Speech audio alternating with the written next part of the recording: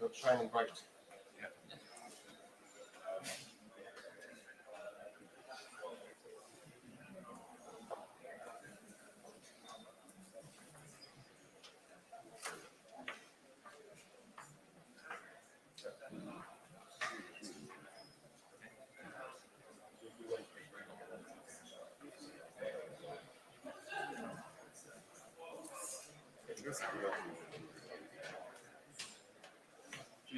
Yeah.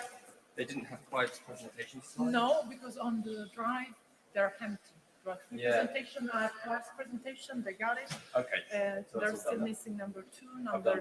Okay, yeah. You did, and number 4 still missing. There's no 4. No There's 4. No slides. So 1, 2, 3. They've got them now. There are just 3 presentations in total, so I guess they. So then the 4th will be presented, but there's no 4. In session 4, there are no slides.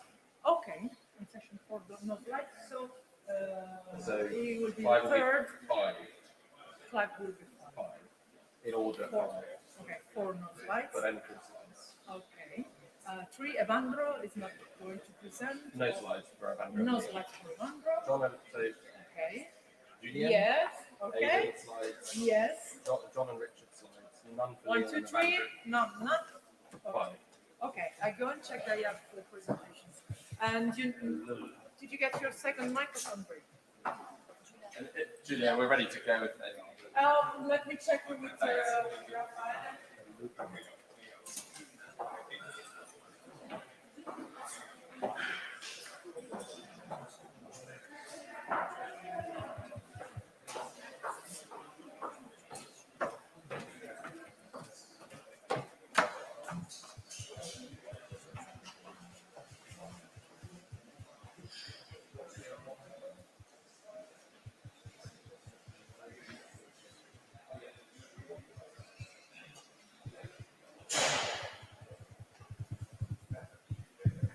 Hello. Good morning. How are you? So welcome to this second day, and we will start the national conference. This is our sixth edition. Of course, this time is a very special edition, as we are during the summit, and we will start the session presenting buildingSMART, what it does and how it does. And so please enjoy, and I will let Aidan go on with this first session. Thank you. Thanks, Lorenzo. Yeah, so welcome back, everybody. Good morning, and I hope you enjoyed your evenings and enjoyed a bit of Rome. Welcome back to those online. Sorry we're running a little bit late. I was just boasting this morning that we'd had no technical hiccups yesterday, and of course this morning all the slides were empty, and yeah, we had to scramble there very quickly. So sorry about that, but really glad that you can join us. We've got a lineup of very interesting sessions now, and we're going to kick off this this session with Julien Mout, who's the new CTO of Bentley Systems. You have to appreciate his T-shirt as well. If you can't read it, it says Bentley loves IFC, so I think that's fantastic support there. So Julien, welcome to the stage, and we'll like to listen to you about some digital twins. Thank you so much. So I hope good morning, everyone. I hope you had a good dinner yesterday. We are starting a bit later to accommodate for everyone, so yeah, a bit more time to wake up here. Oh, thank you so much. So I have a lot of reasons to be excited to be here. First, it's my first buildingSMART conference, and I'm really happy to discover this friendly community. And secondly, as Aidan just mentioned, I will be the Chief Technology Officer of Bentley in a few days. And that's a big responsibility, but also a great opportunity to have an impact for digital twins and open standards overall. So I'm here today to tell you about digital twins. What are they? Why would you create one or many? And how to use them, right? So let's start with a definition. At Bentley, we are the infrastructure engineering software company. So for us, when we talk about digital twins, we talk about infrastructure digital twin. And an infrastructure digital twin is a realistic and dynamic digital representation of a physical asset, a system, or a city. But what does that really mean? Well, as you can see on the drawing that's behind me, it's all about data. Indeed, data is the lifeblood that will make a digital twin an accurate and useful representation of its physical counterpart. Data that observes, data that monitors, data that complements and enriches, data that measures, but also data about what currently is, what was, or what might be. With that data, we can then do analysis. We can build that understanding, that representation of the real world, and we can take decisions, we can extract insights, and through those decisions, we'll trigger interventions which will have outcomes.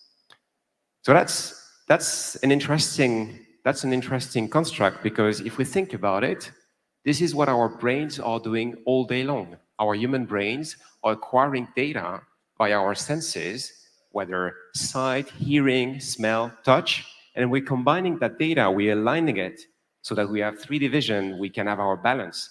We're combining that data, we apply our intelligence to it to extract those insights, to analyze and understand the world around us. And then based on this, we can take decisions. We can take actions, and with those, we can achieve incredible outcomes, like going to space or driving a race car. I think this is an interesting analogy because it helps us understand that by building this representation, this understanding of the physical world in the digital world, we are allowing machines, we are allowing software to augment us, to help us experience those physical assets in different ways. First, because the machines have this representation, this understanding of the physical world, we can use them as a proxy. We can experience, we can apply our own intelligence to the digital twins without having to be on site. So if you think about visual inspections of a bridge, of an asset, if you think about rehearsing or training your teams on something, you don't need to send them there anymore. You can use the digital twin for that by providing data feed to your brain without having to be there. Now, because we have this reconstruction of the physical asset, this understanding, we can also apply artificial intelligence. And this is some keywords that came yesterday. And with this artificial intelligence, we can ask the machines to help us discover new insights and to unlock new outcomes, which will allow us to operate better and to achieve completely new benefits and results. So, what kind of data do we have?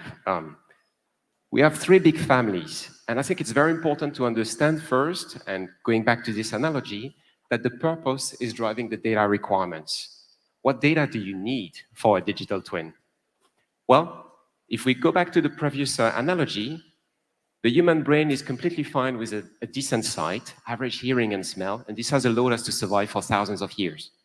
If we look at other creatures out there, though, many of them have different kind of needs, they have different kind of requirements, and for this, they need to have a different representation of the world around them.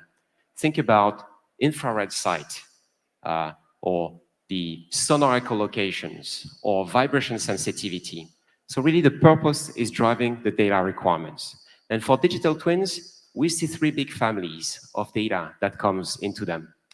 The first one is the digital context. This is the photos, the videos, the scanners, the point clouds that will tell you about what currently is happening on the physical side. But it's also the sensors that is going to bring that data to understand what currently is happening. Then all the data we have in the cloud, in our IT systems, is bringing the digital chronology. Those are the work orders, the inspection records, the scheduling, the analysis that you can have in the cloud and in computing that is going to track what has happened and to try to understand the patterns in there. And then finally, we have the engineering data. The BIM models, the documents, the drawings, all of those are providing the digital components that we can reuse from one project to another. So now that we understand the different family of data types that we have in digital twins, let's dive into the why. Why would you build a digital twin? Every one of you in this room has a different reason to do so. You have different kind of physical assets you might want to monitor, different kind of outcomes you would like to achieve. So we cannot cover them all, but what I can do today is to show you a few examples of digital twins that are already out there and unlocking massive benefits for their users. So let's start to go by Brazil. In Joinville, Brazil, they are experiencing severe water droughts. every winter. And this is a topic that I have a lot of empathy with because I live in Spain, in Barcelona, and we're starting to experience this kind of droughts as well. All the lakes are empty, the water reservoir, and this is starting to be very concerning. In Joinville, this is a big problem because their citizens are experiencing water shortage at the tap, and this has a massive impact for the population. So the team at Compañía de Aguas de Joinville has created a digital twin of their water network, which spans over 2,300 kilometers underground with water reservoir. And using this digital twin, they've been able to analyze and simulate the conditions on their network during those upcoming droughts. With digital twin, they were able to understand that the contingency plan that they had already prepared for the upcoming droughts was not going to be optimal, and that the citizens were still going to experience water shortage.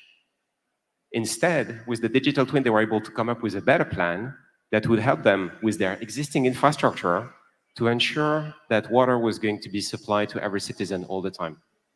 The previous plan that they had was going to cost $1 million, so they were able to save that money while delivering a better outcome.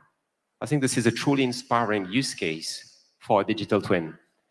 This digital twin brings engineering data of the water network and also the operational data from the sensors, understanding how it behaves, and then being able to simulate this with computing. This is experienced using a web interface. So the digital twin they've created is experienced via a web browser, and this is providing a map where you see the network and you can interact with different kind of points and run simulations. Let's now teleport to France and to the future of clean energy. The ITER project is one of the most ambitious energy projects out there. It involves 35 countries, and it's the first project that is going to test fusion reaction for a long period of time. This is also a good way for the community to test the commercial productivity of net clean energy. Now, one of the big challenges of this project is the very complex assembly of the components. Indeed, to achieve fusion, you need to contain the plasma, and the plasma is contained in the chamber that we call the tokamak.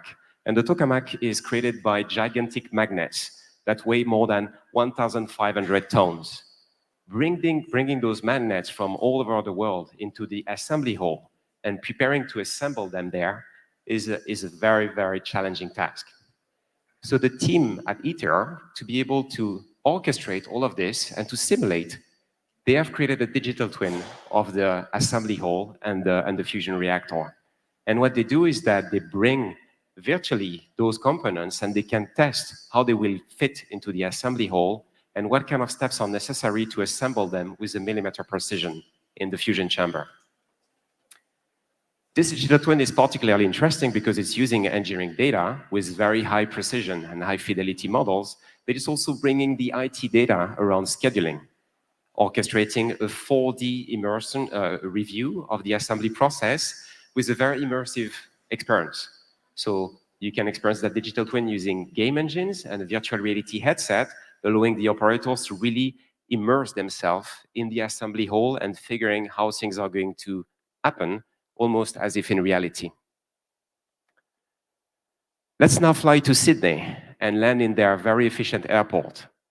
So at Sydney, they have a very big airport spanning over 906 hectares, 400 buildings, and the teams that are there in charge of maintaining and operating that airport are working with a digital printing room, meaning that in a web server, they have tens of thousands of PDF files containing the drawings, the plans, all the data that they need to be able to service and operate the airport.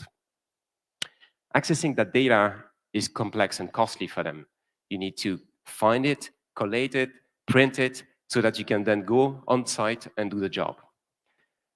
To try to achieve more efficiencies, the team at Sydney, which is created a tool that they call Maps at SID, and this tool, Maps at SID, is allowing them to bring all this information together into the foundation of a digital twin, where the users, based on their role, can navigate on a map and find the contextual information they need to be able to do the operation work that they've been scheduled for. Using that tool, the operators are able to save a massive amount of time. They've made some tests and asking the same operators who know where the information is in the digital printing room to time, how long does it take for them to find the relevant information for the work they have to do? The difference between the existing digital printing room and the digital twin they have created is of 6 minutes and 30 seconds to find one document for one operation. They have 200 users using the system right now. So if you project this over a full day, this is $3,000 of workload and time saved. And they plan to expand this further by bringing more data into the digital twin, allowing more users and stakeholders to benefit from it, and potentially also enable this for a digital twin that is available to citizens. There again, we see a digital twin which is bringing a lot of engineering data, all the documents, all the data sheets, etc., together with maps and operational data from IT systems. While we are on this side of the earth, let's go to Jakarta in Indonesia. In Jakarta, they are building a high-speed train line between Jakarta and Bandung. This is going to foster a culture of public transportation in Indonesia. This is also a very challenging location for this kind of product. So the team that was working on that project, they realized that the current and traditional surveying methods and working with 2D drawings, etc., was not going to be efficient. They also had a very high pressure to deliver with a constrained schedule.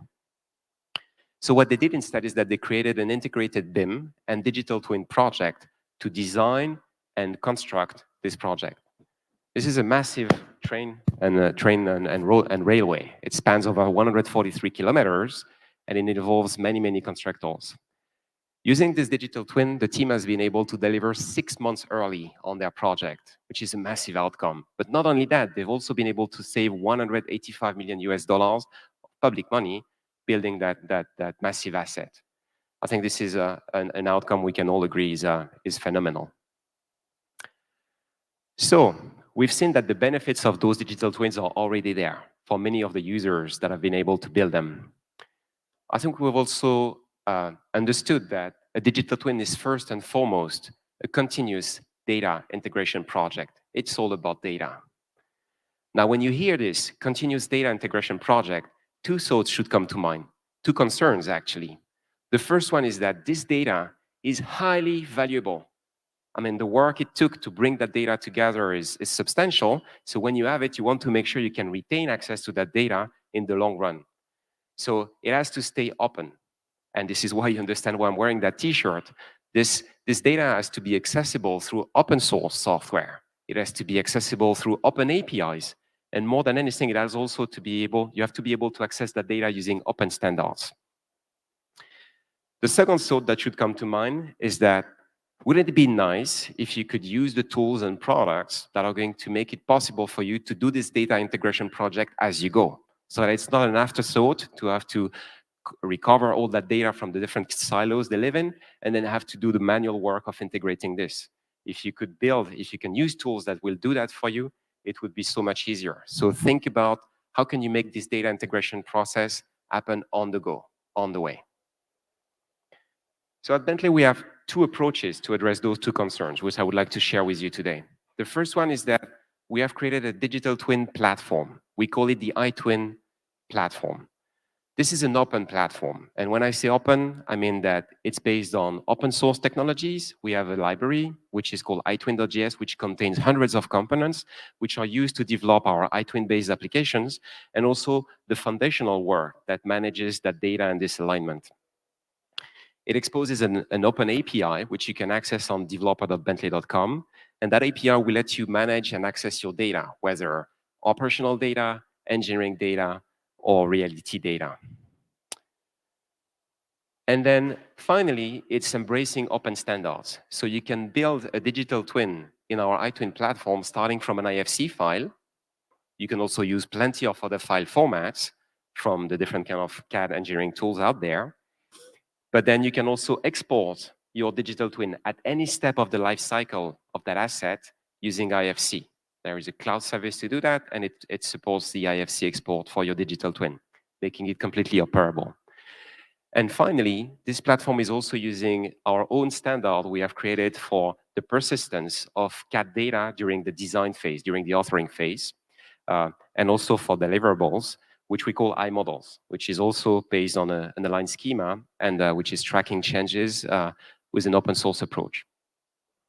Then this platform lets you build applications so that you can mix those data, align them together, and experience them in a different kind of scenarios that I've exposed previously to you before, whether in game engines, web platforms, virtual reality headset, or completely headless to run simulations and monitoring. The second approach we have for the second concern is that we have the incredible opportunity at Bentley that we have a very broad portfolio of products and tools. Indeed, I don't know if you know all of those tools.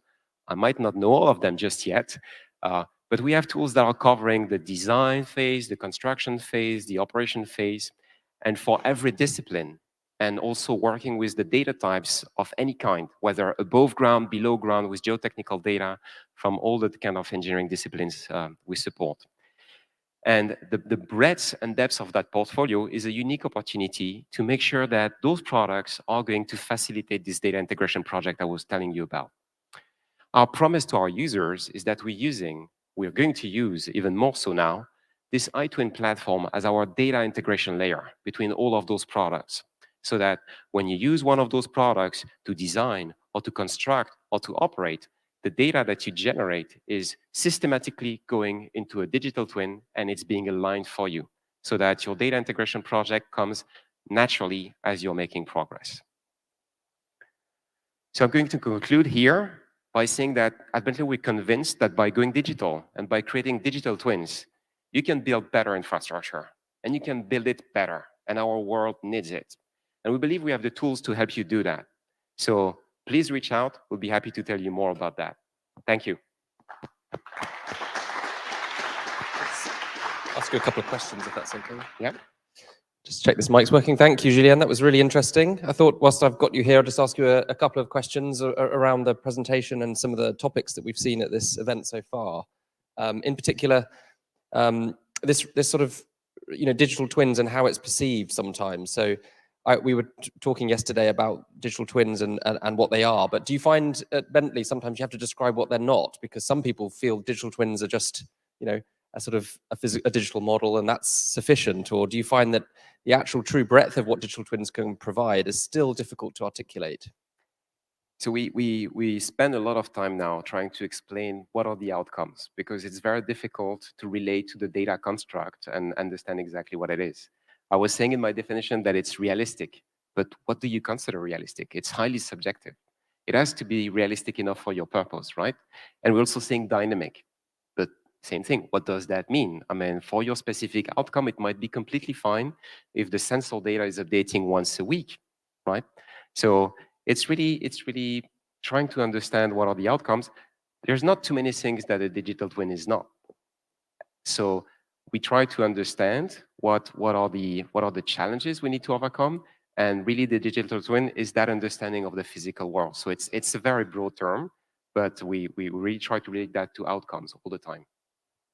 Yeah, and how much can we learn from other industries that do digital twins, let's say, better? So, it's difficult to compare, but manufacturing does a really good job in certain areas, and the aerospace industry clearly has really good uses. So, how much could we learn from other industries? Well, I think we're learning a lot. So this concept of digital twin is not new. It has started in the 60s. I think the manufacturing industry was much faster in implementing them. Now we are seeing that taking some kind of speed in the infrastructure space. This is something we've been believing in for many years already. I think there's a lot to learn in the outcomes they've been able to achieve, right? The gain of productivity, of efficiency, safety, etc. There's a lot we can invent as well, because the outcomes that we can achieve in infrastructure are very different. So it's a mix of reusing some of their processes, how do they align data, etc., with the unique aspects of challenges we have to solve. Yeah, and finally, there was a question yesterday around digitally aware owners and digitally enabled owners. So how much are you seeing now owner operators and infrastructure asset owners becoming much more digitally enabled to go digital and specifying what they need? Do you see that trend increasing? Absolutely. So Every year, we have our own conference, which we call the Year in Infrastructure, where we have the Going Digital Awards, a bit like the awards we had yesterday, but we give awards to, well, we have an independent jury that's giving awards to projects which are delivering true outcome and breakthrough with their approach to infrastructure and going digital. We have seen that over the past few years, the trend of projects that are using digital twins is increasing steadily. And this is very inspiring. We see that really the owners are becoming more and more digitally enabled, and that they're really starting to harvest the benefits from building digital twins, which is truly inspiring. Fantastic. Well, thank you very much. Thank you. Appreciate that. Thanks and for having me. yeah. Thank you.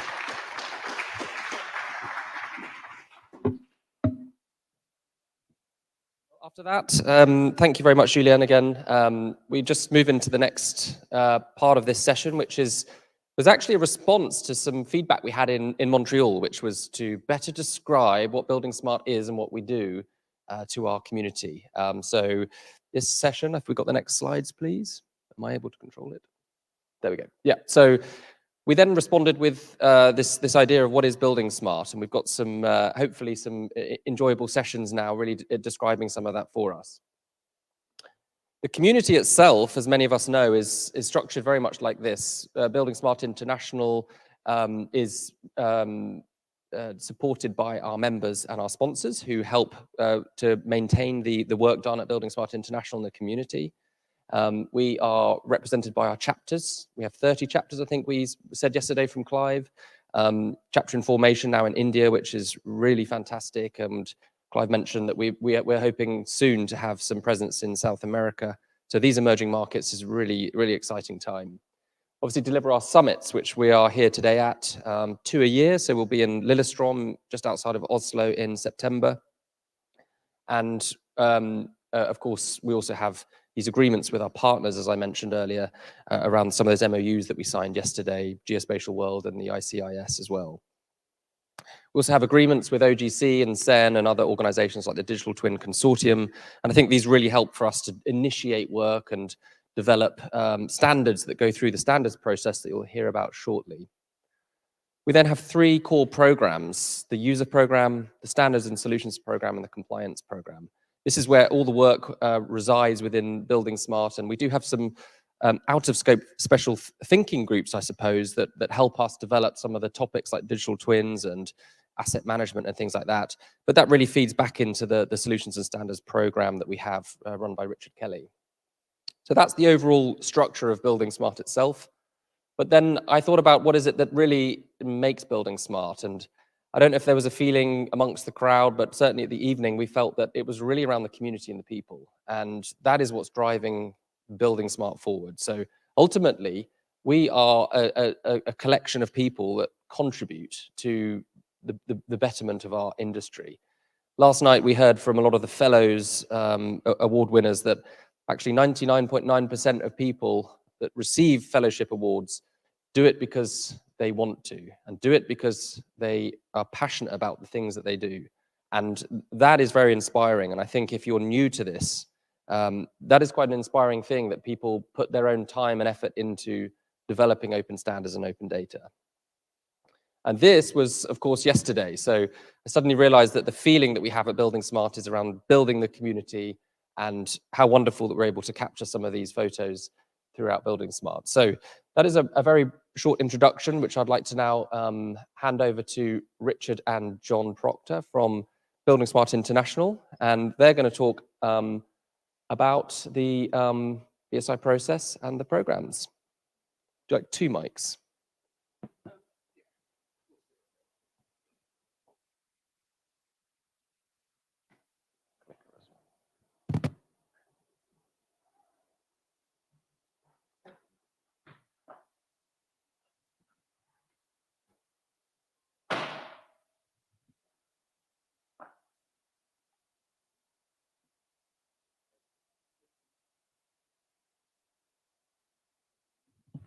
Testing, testing. Thank you, Richard. Welcome. Morning, everybody. Yes, I'm Richard Kelly. This is my colleague, John Proctor. Hello. And we're going to be taking you through how the bSI process works. The bSI process is established to allow all the people that we've got in our chapter community and our membership community, of which there are hundreds, if not thousands, it allows them to work together with a good structure to create and produce new open BIM related standards. So we're going to explain to you how that works and take you through it in a little bit more detail. First thing to recall is that buildingSMART really, it's a demand-led organization. So within the organization of buildingSMART Management Office, where John and I and Aidan work, we don't actually create the demand for what needs to be produced. That comes from you. That comes from the community. And it comes from industry who say, we have requirements for data exchange, open neutral data exchange. And they put forward, what their requirements are. They also provide the leadership within the community to make sure that the process is followed correctly. And we're going to take you through the process.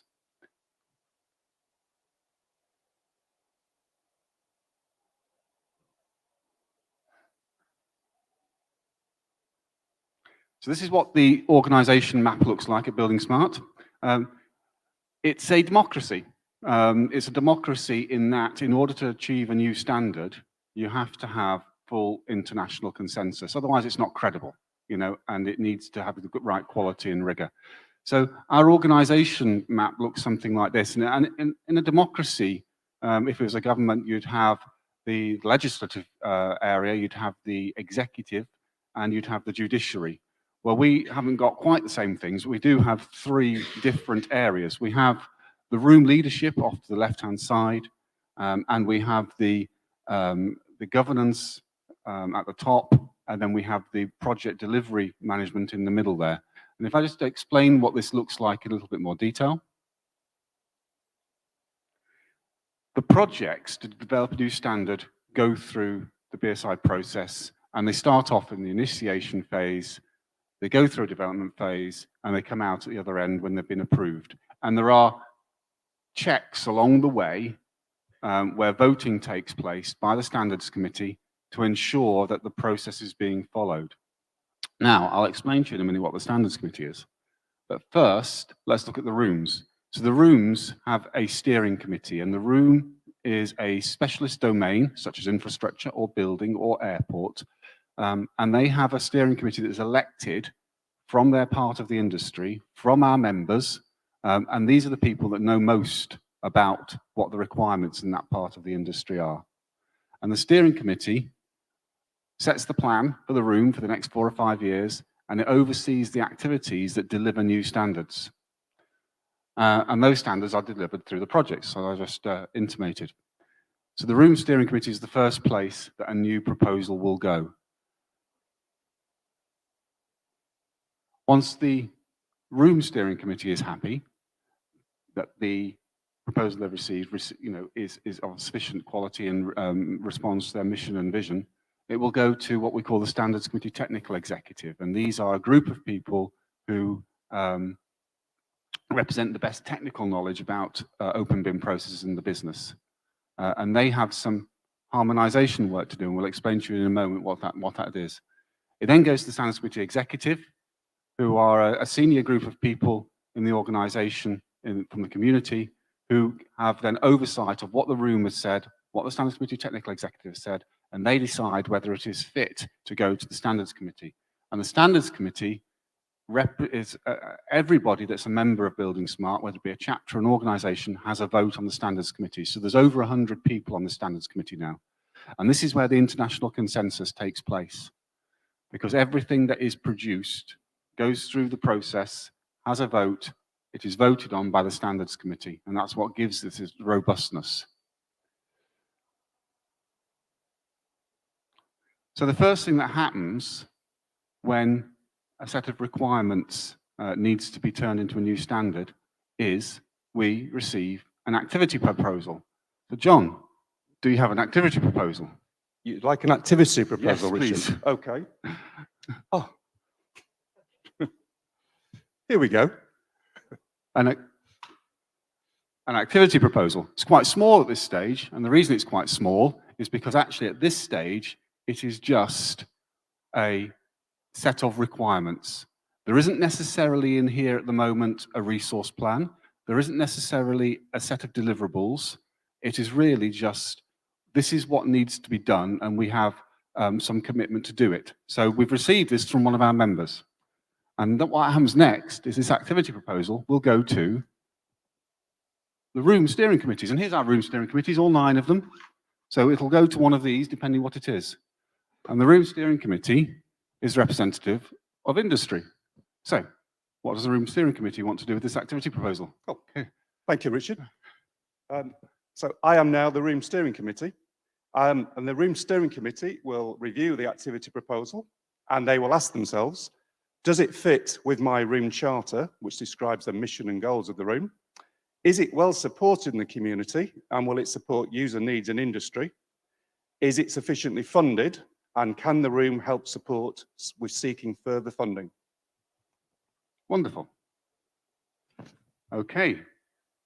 So if the room is happy, then it goes to the standards committee, technical executive. And as I say, these are the people with the biggest technical brains. And because they've got the biggest brains, they need a little fan to cool it down. Over to the standards committee technical executive. Thank you, Richard. I am now the standards committee technical executive. Missed. And I missed. Hang on. There we go. Is my propeller turning, Richard? It is now. Thank you. The standards committee technical executive will review the proposal, and they will say, are relationships to current and previous standards sufficiently noted? Are there technical merits in the scope and objectives of this proposal? Have all possible challenges been indicated? Are there sufficient technical skills being considered for project execution? Is the proposal sufficiently international? Is there sufficient review and governance of the technical aspects? And is the execution of the technical given enough time and budget? Marvelous. So now the activity proposal can go to the standards committee executive. Here they are. Over to the standards committee executive. And they ask. Thank you, Richard.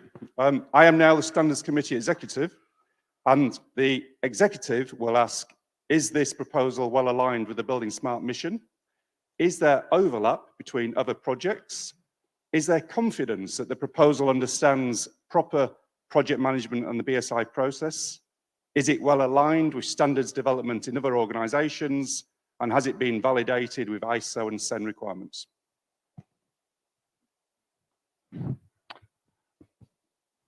So if the SCE are happy that we're going to send this to the standards committee for vote, then we will send it to the standards committee for vote, which is representatives of all of our members. Thank you, Richard. I am now the standards committee. The standards committee will review the proposal as well, and they will ask themselves, is the proposal relevant for being developed to an international standard? Is it of real international interest? Based on the proposal, is there a need to support the project with more resources or experts? And if there is there any interest from their organisation or chapter to provide such support? Wonderful. So at this stage, the activity proposal gets shared. It may be that other people want to join in with the proposing team, and therefore they can start working on a detailed project plan. Have you got a detailed project plan, John? A detailed project plan, Richard? That would be bigger than an activity proposal, because it would, because at this stage, the detailed project plan will include things like, what are the deliverables going to be of this outcome? What are the milestones? What's the team? Who's going to be on the expert panels? What's the source of funding? And at this stage, if it's got all those things and it goes to that vote again that we've just described, it can then enter the project process and start to be delivered. Now, we'll come back to what happens to it next. But I think it's first probably worth looking at what actually happens generally in a buildingSMART project. So we start off with the set of requirements. What's the problem to be solved? That's the input. We've just discussed that. And then once it gets into the project, there's one of two things can happen to it. First is, it might be, as it says at the bottom there, create new entities in IFC. So the projects that we've been running for the last few years to extend IFC for infrastructure, which has developed IFC 4.3, it did just that. It actually extended the IFC. But more often than not these days, if we've got a project, for example, to capture airport-specific entities, what can happen, or what should happen, is it's a project to input properties into the BSDD. And through the new buildingSMART data dictionary, those entities then go into the IFC semi-automatically. What will then happen is that the various channels will be open to IFC. Now, this used to be what was called MVD. We're now using something and developing something called IDS.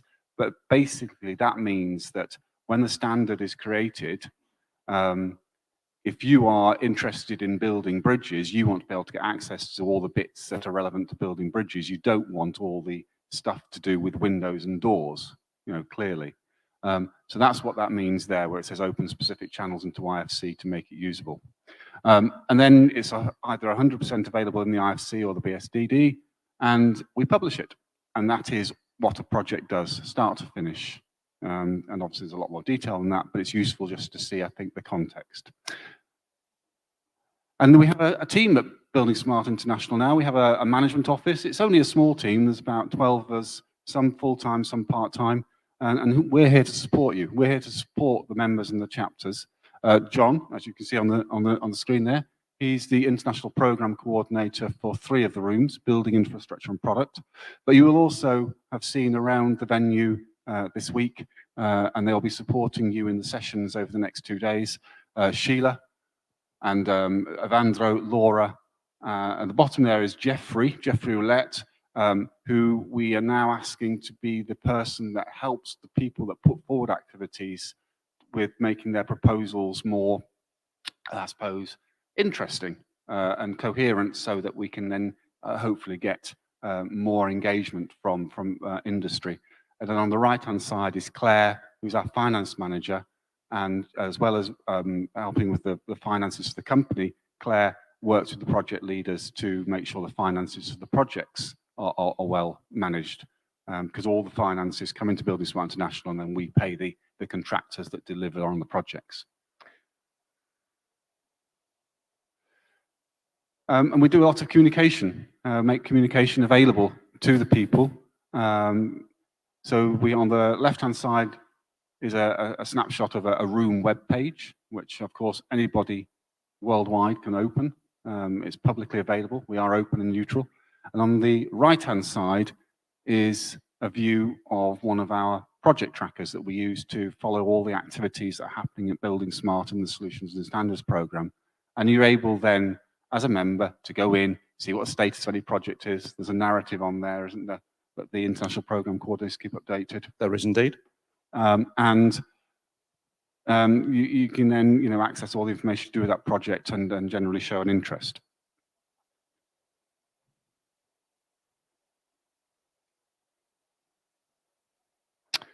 But now we're at the stage of a final standard approval. So the detailed project plan has been executed through the project process. I probably need the... And we have produced a final standard proposal. Final standard proposal. So the final standard proposal is now quite a robust thing. And the first place it has to go is to the Standards Committee Technical Executive. And the Standards Committee Technical Executive, they've kept track of this project all the way through, but they've got some final questions to ask, and they are... Thank you, Richard. I am now the Standards Committee Technical Executive. You'll be able to tell by the dark sunglasses that I am wearing. And the Technical Executive will ask themselves, has this final standard had technical aspects and deliverables that meet the project objectives? Has implementation participation by software vendors been sufficient? Has there been participation by the technical experts? Is the certification component ready for execution? And are the deliverables in sufficient format for release and distribution? Okay. So if they're happy, we will then pass that to the Standards Committee Executive for their final look at it.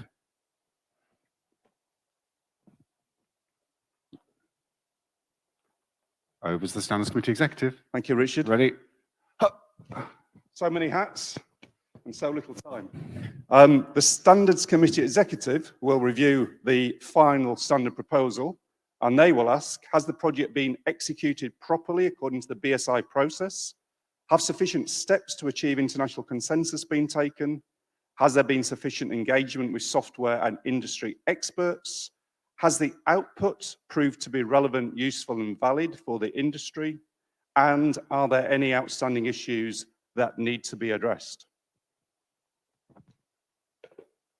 And if they're happy, we then send it to final vote to the Standards Committee. Now, at this stage, there's a 12-week period for voting, so that there is plenty of opportunity for everybody in the chapters and members to share it around with their community. And in order for it to be passed as a bSI final standard, it has to achieve 65% positive outcome on the return of votes. So over to the Standards Committee. Thank you, Richard. I am now the Standards Committee. The Standards Committee will review the final standard proposal, and they will ask, has the project been executed properly? Have sufficient steps been taken to achieve international consensus? Has there been sufficient engagement with software and industry experts? Is the output relevant, usable, and valid for the industry? And are there any outstanding issues that need to be addressed? And if more than 65% of the Standards Committee votes are in favour, the standard will be adopted. Kick it away. Excellent.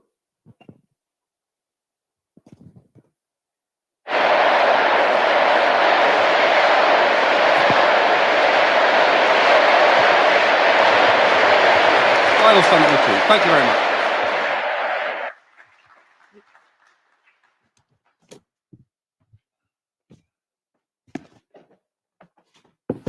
Sorry.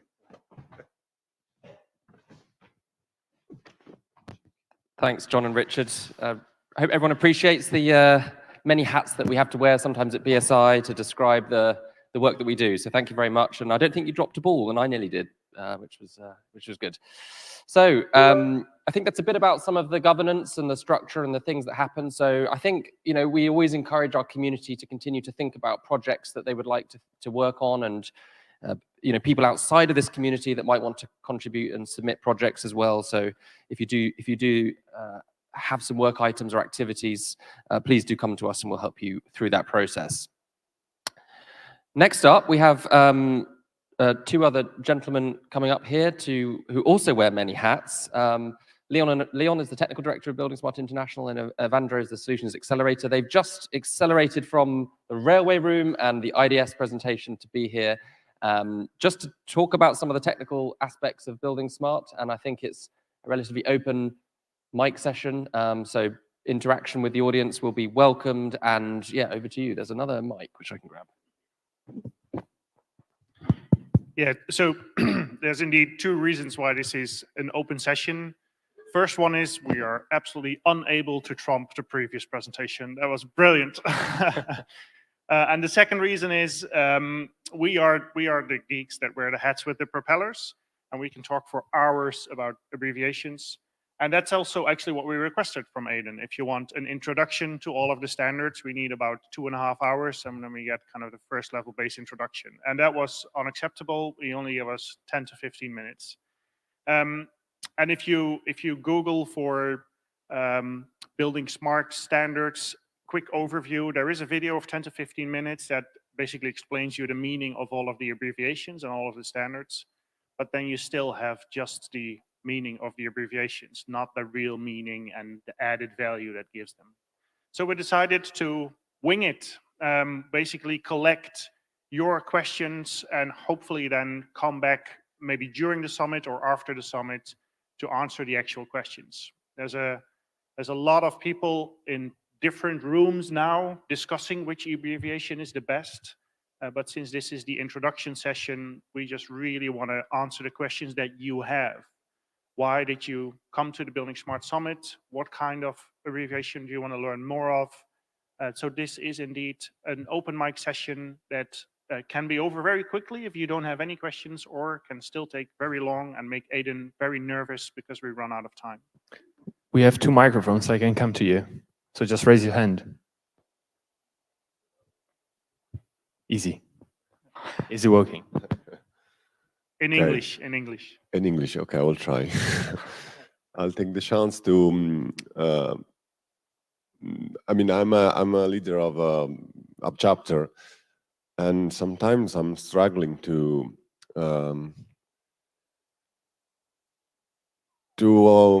let's say, to communicate to my associates what would be their activity, what could be, for instance, let's be more practical. If you want to create a domain, what would you use on buildingSMART dictionary? Okay, let's say we are able to explain them why it's good to have a domain specific for their requirement.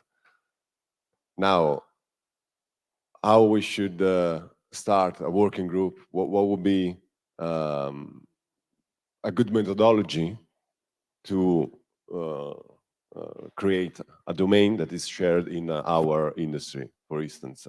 So sometimes it's like I'm missing the methodology we should apply in our country to create or to implement some services or standards. For instance, IDS could be very useful for our industry, but I don't really know how to get them create a new IDS. So that probably is out of topic, but I think this is a need of for all chapters to be guided also in this, because we are not technical most of the time. What do you want to do? Collect some questions and then, or just start with this one? Yeah, this is a difficult one.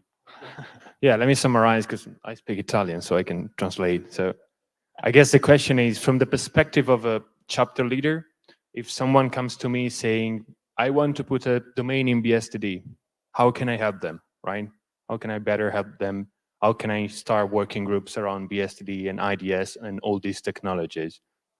More or less. Yeah.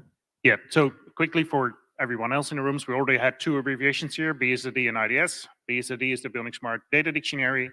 It is an online database where people can publish their view on the world, their standards. There are more standards than IFC, thankfully, luckily. There are standards like national classification systems, co-class, uni-class. We have specific domain-specific standards like ETIM for the electrical domain and E-class. All of those standards can be used together with IFC. You can exchange an IFC model with additional classifications and properties from other standards. And the way to do that effectively is to publish them in the buildingSMART Data Dictionary, and then software vendors only have to connect to one dictionary to be able to use a multitude of different standards combined in one BIM model exchanged as IFC. And the buildingSMART Data Dictionary indeed got quite a workover. There was a new ISO standard, and there was a strong request for new use cases.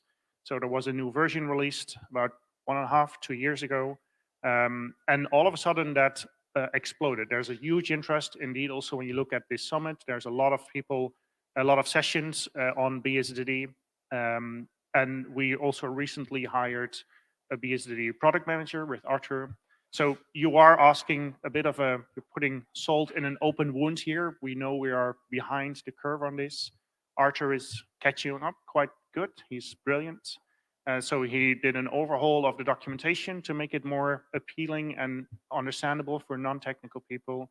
And he's also creating guidelines now. There's a really nice workshop tomorrow. Let's build a BSDD with post-it notes, very, very introduction level as well. So highly recommend going there. And yes, indeed, this is also something that we are working on to help the chapters and to help anyone else to to put their data into the data dictionary. Just checking because I think it's today, but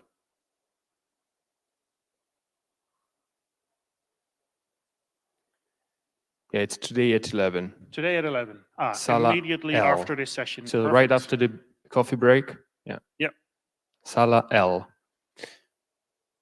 Yeah, it's just to, since it is then immediately after this session, just maybe additional notes that the data dictionary is not just for national standards and national classification systems.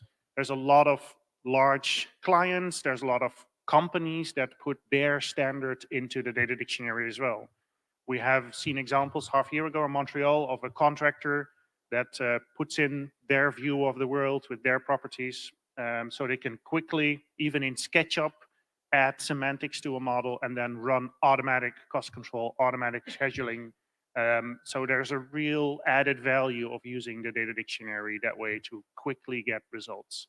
So it's not just for big clients or national standards, it also works very well for smaller and medium enterprises that really know what they want and have a specific use case in mind.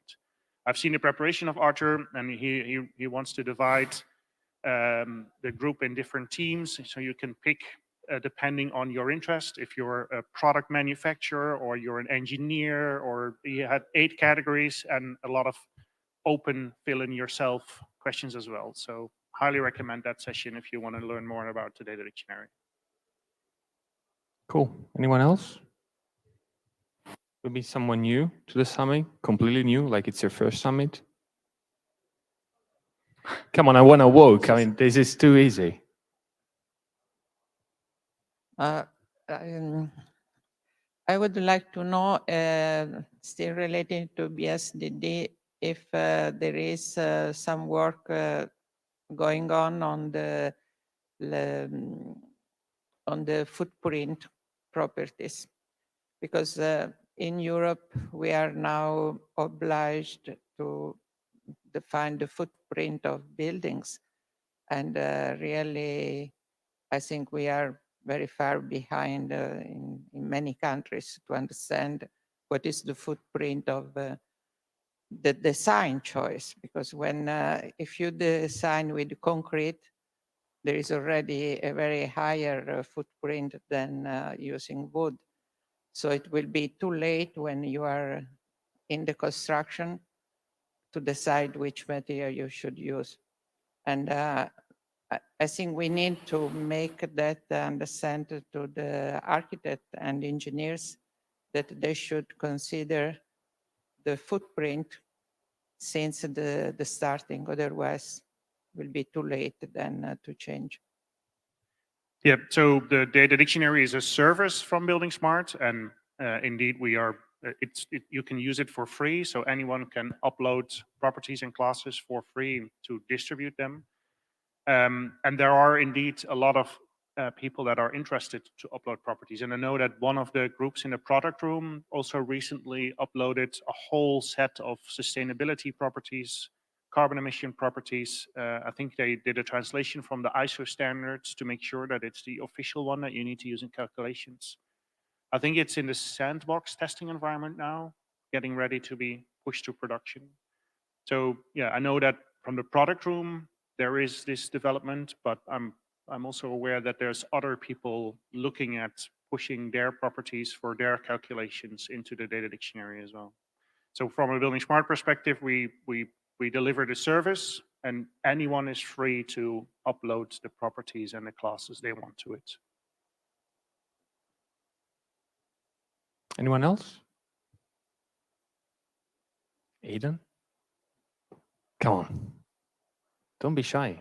Yeah, we might pick on some people who, so geospatial worlds, I'll give you a minute to think about a question related to GIS and buildingSMART, okay? So that's a topic that's come up a lot. One question I had was, we hear a lot about digital twins. How do they relate to IFC, and what can we do about it? Because we hear a lot about digital twins from outside in, but what about inside out? So the schema itself, I don't want to get too technical with it, but how might digital twins be better enabled inside a buildingSMART related to some of the standards that we deliver?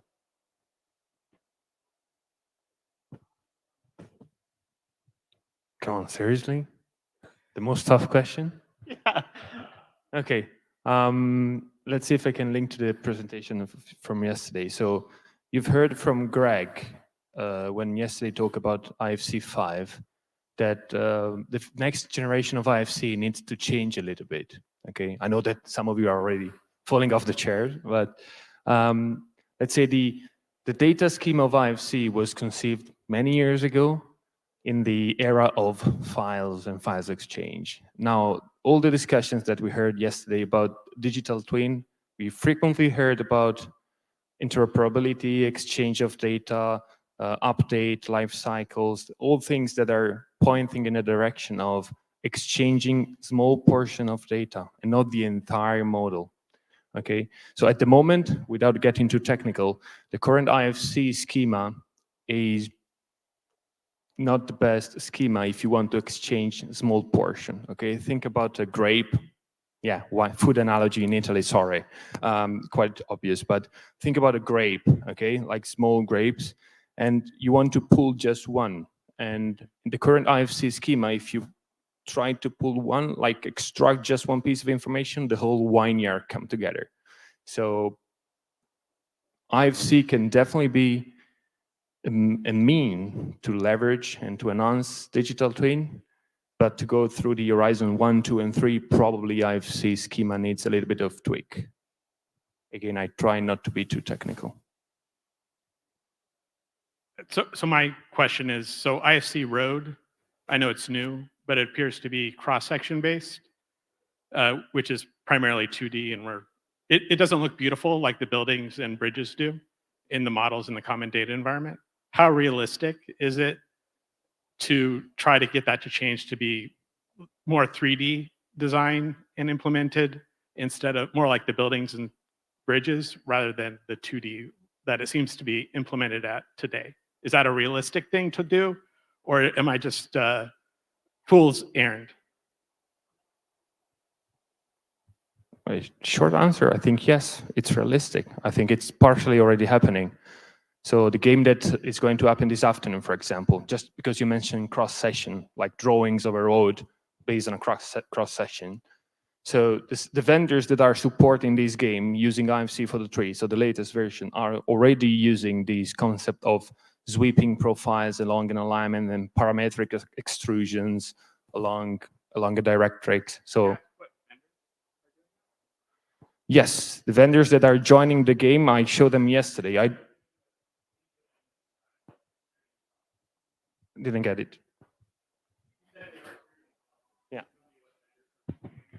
Yes, the vendors that are doing that are Trimble, Akka, Autodesk, Sierrasoft, and Rail Complete. I hope I'm not forgetting anyone. Again, I'm going by heart.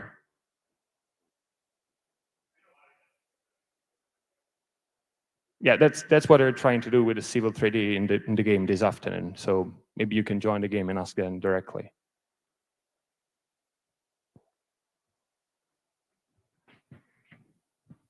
Yeah. So since you talked about IFC 5, one question is what you see the future of open standards in the context of cloud and cloud platforms, as we see a lot of technologies are moving towards cloud. So what would happen in that context? That's for you, Leon. Jugal just asked me permission if he was allowed to ask that question. Yeah, I think if you talk about files or clouds, basically you still need to exchange data that is meaningful for the receiving party. So it doesn't really matter in principle if you send a file to someone that they can't read, or you give access to someone to data on a cloud platform that they still can't read. So the cloud and cloud processing is going to have a big impact on workflows and automation, but we still need to make these agreements on the data that you do share. So it's going to have a big impact because you want to have some kind of standardization and automation of accessibility as well, because receiving a file is easy, but getting access to something online needs this interface API standardization as well. But what you are actually getting, the data that you're transferring either in a file or through an API, still needs to be agreed and still needs to be standardized. So it's going to have a big impact on the workflows. It's also going to have a big impact on IFC, but it's probably not going to have a big impact on how people experience it. Except for the big improvements, of course, yeah. Yes. We're coming loose now. Ladies first, I'm sorry. Sorry. I have a quick question. Like, are you looking forward to concepts like metaverse? We are talking, of course, a lot about digital twins, but what about metaverse? So where's the Mentimeter with the buzzword? I don't personally, but Liam, do you have an idea? Are you aware of anything in that regards? So short answer is no, from my side. Yeah, I got a question yesterday during dinner as well about the metaverse, and my reply question was, what is it? If we know what the metaverse is, we know how to act on it and contribute to it or gain from it. At the moment, from what I've seen, it's a 3D environment with only upper half of bodies chatting to each other. So it does remind me a little bit of Second Life. So we just don't know at the moment. Very interested, definitely following it. There should be some kind of a synergy, but at the moment it's still too much in development to make a strategy. Yeah, and the Chinese one as well. There's too many of them. Hi, so hello. In terms of buildingSMART's offering the data dictionary service, it's sort of crossing over from buildingSMART being just standards and specifications organization into providing services. So is there like, more service-oriented type of things that you guys are looking into providing in the future? And for example, top of my head is something like BCF, for example, specifying how BCF should be implemented versus actually providing something of the service so that everybody doesn't have to implement them themselves. So like the data dictionary is sort of crossing this boundary now between, providing a service versus providing the structure or specifications of something that can be a service. I go ahead, right? Okay. Yeah, that's a good one actually, and thank you for noticing that. In the last years, buildingSMART is actually transitioning from the organization just providing the standard and the overseeing the creation of the standards to being actually a software developer, because bSI is an online platform that we developed. It's actually the first one. And there is another one actually under construction at the moment. It's called Validation Service, buildingSMART Validation Service. I think I mentioned yesterday during my presentation, we've been using it during the Implementers Forum to help vendors validating IFC file. So in very short terms, this is another web platform similar to bSTD. In this case, we are checking IFC files against syntax, schema, and conformity to the IFC standard, something that all the vendors have been requested for so long to buildingSMART, and this is our response. So yet again, another service. So yes, to your answer, nothing specifically on BCF, even though someone mentioned the idea of certifying or helping vendors better implement BCF. But it's a bit on hold, that discussion, to be honest. Yeah, just to clarify and maybe nuance, yes, we are doing more software development, but we will never do end-user-oriented software development. That's still up to the market. The software vendors themselves need to compete with each other to provide multiple solutions. The software development we are doing is the development that the market itself doesn't want to do or cannot do. So the data dictionary, for example, is a perfect example of one central distribution center that none of the vendors themselves has the ability to create. It's just a too much fragmented market. So it makes perfect sense for buildingSMART to do that. And the validation service itself, it was on the request of software vendors to make sure that users and vendors know 100% sure which file is valid or not. So these kind of services, these kind of software developments fit buildingSMART. we are never going to do software development that competes with our members and our community. That doesn't make any sense. Aidan, yeah, one last question. Just also want to comment because I'm giving it over to Aidan. We're not just standards. I always get a little bit annoyed by that. We are trying to add value, and these software developments help add value. And I think Aidan will also mention the Accelerated Projects Program that has recently started to really help the industry find value with the standards and solutions. So it's not just theoretical standards and ISO processes. I had one last question here. There was quite a few references yesterday to GIS, which is really such a strong shift from really just a couple of years ago, where sort of GIS was its own world and BIM was a separate world, and never the twain shall meet. Can you maybe just talk about how that's affecting any of the individual rooms or efforts, development projects that bring GIS and BIM together? Just half of the answer probably. Talking only on IFC level, so just talking about the IFC standard, so I cannot talk about rooms, activities, I'm not that aware, but the latest IFC for the tree standard has been improved to accommodate more georeferencing functionalities.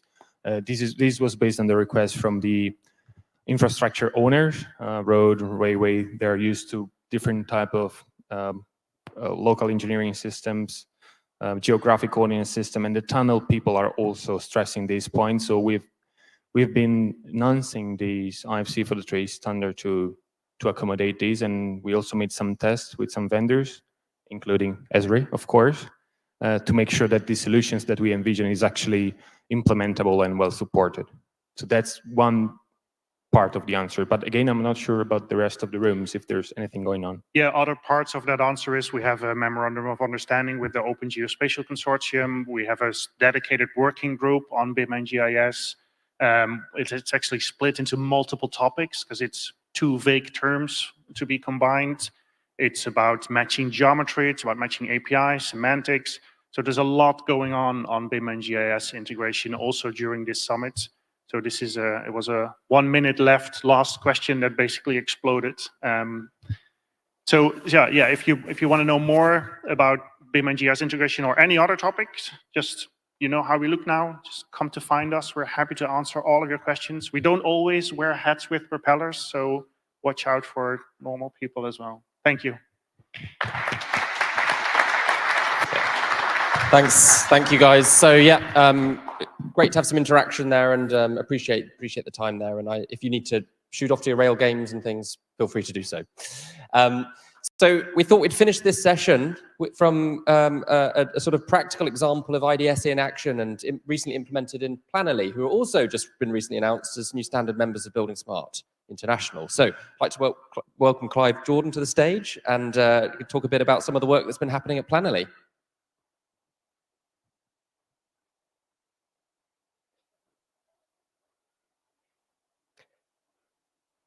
So I'm going to start with something nice and then something nasty, or maybe talk about the elephant in the room, and then hopefully finish with something that's actually a practical example using BSDD and IDS. And I'm going to go very quick so we can get some coffee as well. The nice one. Last night was great. This is my first buildingSMART Summit, and just hearing the family talk, yeah, being together and saying nice things, but doing it for the good.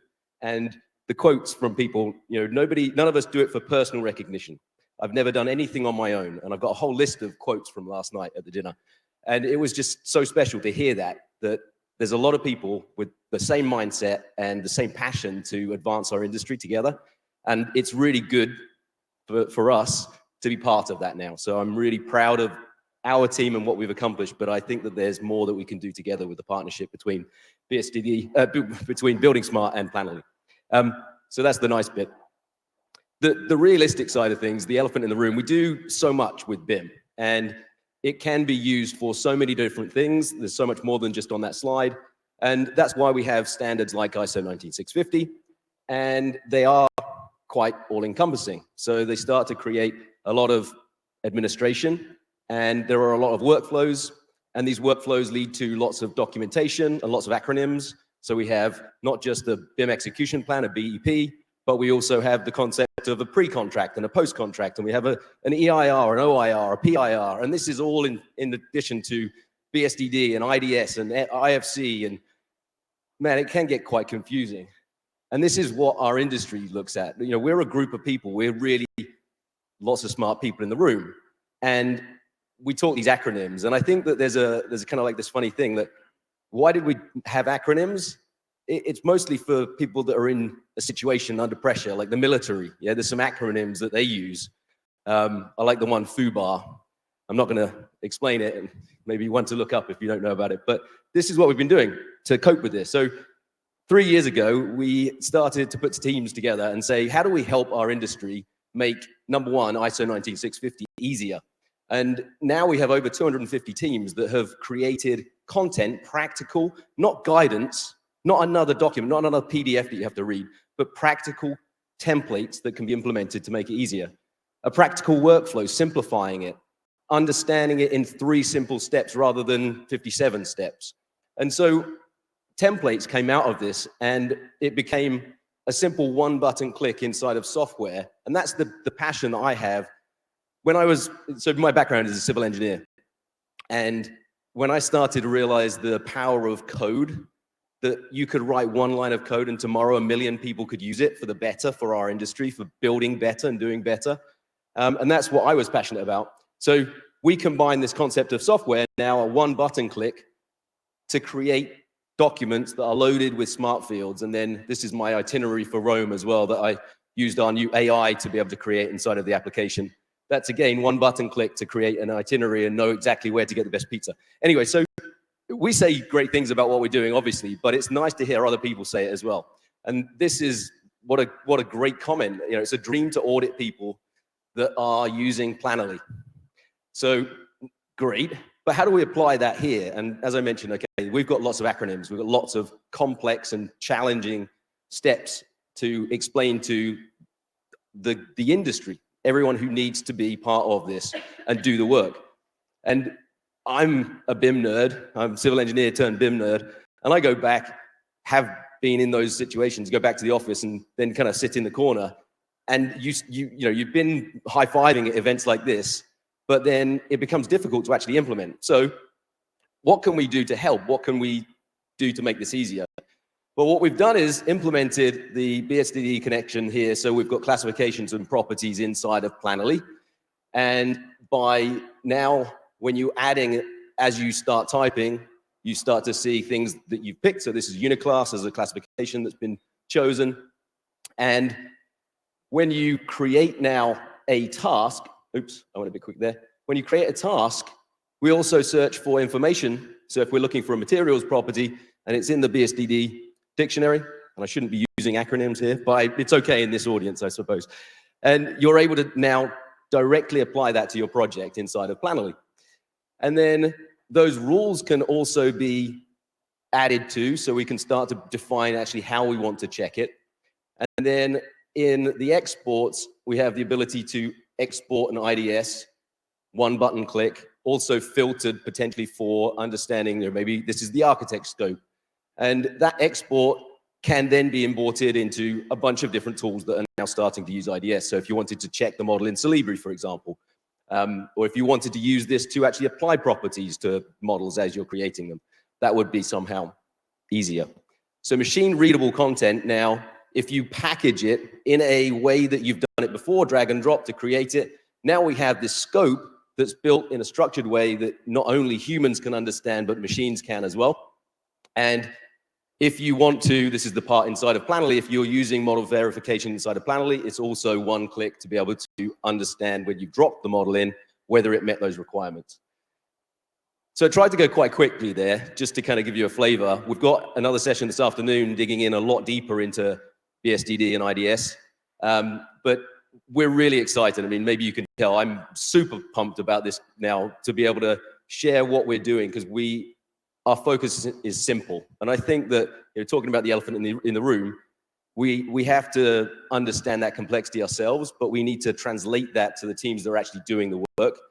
And that's what we've been able to do as a little case study with the ISO 19650 standards, and that's what I'd love for us to be able to do with buildingSMART and the partnership that we have. Thank you very much. Let's get some coffee. Thank you very much. I mean, really interesting how you apply it to your business. And I did have a couple of questions around AI and applying it to your workflows and things, but maybe we haven't got time before that. But rest for the conference. So thank you, Clive. Well, thank you, everyone. I think we had a sort of whistle-stop tour of buildingSMART. Thank you to Richard and to Leon and Vandra and Clive and Julien from those contributions. And thanks to the audience. And please go and enjoy some coffee. And we will come back in 30 minutes for the rest of the conference. So thank you very much.